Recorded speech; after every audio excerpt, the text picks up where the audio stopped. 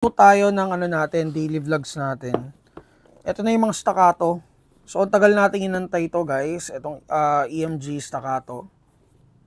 So, dalawang or tatlong klase ito. Hindi ko sure pero may order din ako dapat na ano na iba pang klase. Pero I think walang stock. So, ito, pakita na natin. Ito si staccato C2. Staccato XC at saka staccato P. So, unahin ko na itong si C2. Ito yata yung pinaka-maikli. Ito yata yung 4.3. So, guys, sobrang premium nung box, oh. EMG staccato. Ayan. So, may kasama siyang, plates. Plates to, tama, di ba? Or cover lang. Plates. So, may kasama siyang plates. And then, hindi ko alam kung ano to, guys. Ano to? Tingin mo. So, ayan. Titingnan ko tomorrow kung ano to. And then, plates. May kasama siya. Kung mag-mount kayo ng scope, ayan, meron tayong plates na kasama. And then, ito yung unit, guys.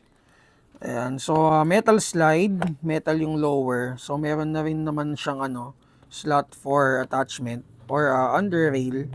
Na iisa lang. So, enough na yan para mag-attach ng accessory. Tama, no? Ayan. So, markings, 2011 markings, naka fiber optic sights, front sights. And then ito yung paglalagay na ng plates natin. Sights, ayan yung sights, guys. And then staccato markings dun sa grip.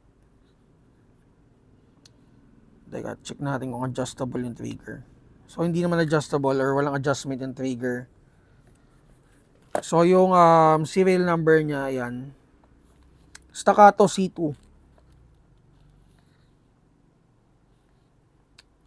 Pogi. Ayan yung mga details ng grip. And then flag. So, threaded ba siya? Ayan, threaded yung outer barrel. Check natin kung fix. Ayan, naka-fix barrel na rin pala. So, wala lang hammer pad protection. Pero overall, sa looks, guys, sobrang pogi. Sobrang detalyado. Hindi ko lang alam, may naantay pa tayong isang version nito or isang brand pa, si Army Armament. So, hopefully dumating na rin. Pero ngayon, eto guys, staccato. Staccato C2. So, punta tayo dito kaya tetest natin to mamaya. And by the way, ito pala yung niya, license card niya. So, magazine. Ayan, may staccato base plate. Ito yung magazine niya.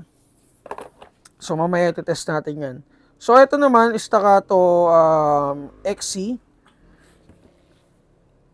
So, may mga number siya dito. Hindi ko alam. PID number. Hindi ko alam kung yun yung swak dun sa serial number. Hindi. Okay, guys. Ito naman yung XC. Ayan. So, may kasama na rin siyang base plate. Hindi ko lang alam yung footprints nito. Kasi again, bago pa lang guys. Hindi pa namin masyadong na-explore talaga yung unit. So, gusto ko talagang i-video to kasi mamaya maubos na. Hindi ko pa ma-video. Kasi kanina, sobrang daming na out kanina. So, ito yung XC. Ayan, 2011 markings. And then, ito, parang meron siyang dito, island barrel dun sa taas. Pero hindi naman siya totaling tumawid. Dun lang sa sights. Ayan.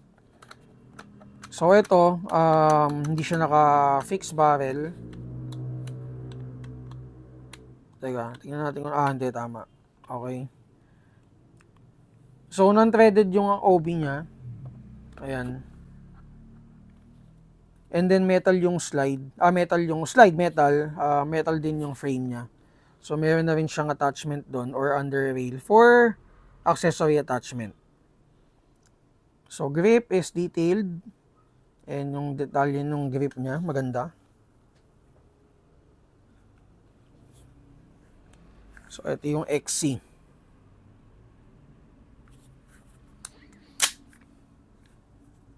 Safety. So, punta tayo dun sa ano, mamaya ititest natin to. May mga gas na ba to? So, punta tayo dun sa ano, sa huling staccato P. Ito guys. Ayan, so the same sila ni ano ni nung length ni ano, ni yung tawag dito, nakalimutan ko agad, si C2. Ito, yung kaibahan nila is yung under rail nito. May perong 4 na slot. So magkaiba sila dun sa ano sa ayan. So kumbaga parang medyo mas compact lang si ano C2.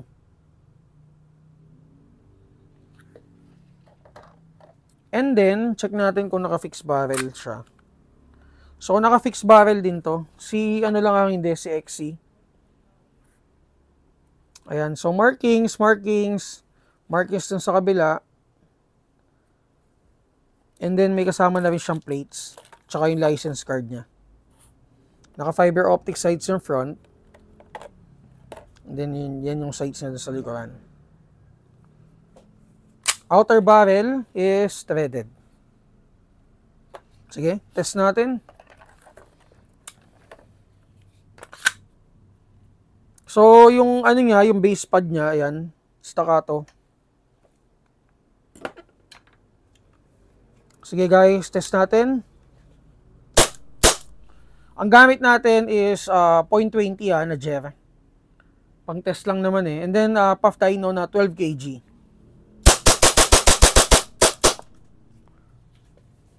Again, staccato P. Check nyo na lang to sa ano natin, sa G drive natin. And then next is staccato XC.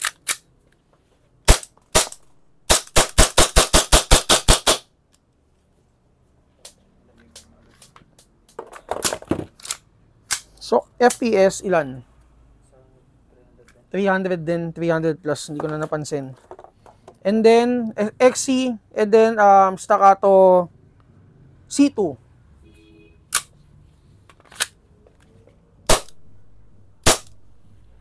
Ito, mataas, 326.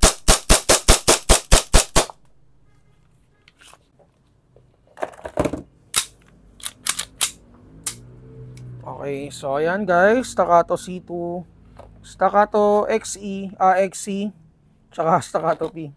Medyo nalilito dito na ako. Okay? So ayan guys, kung may mga questions kayo regarding this unit, pare-parehas sila ng price. Ang price nila is 11,800. Ayun. So hindi na ako magbibigay ng discount kasi may mga nauna na kanina, ang dami. So, PM na lang kayo guys if ever na may mga tanong kayo regarding units. And test natin yung iba pang dumating natin for tomorrow. Okay?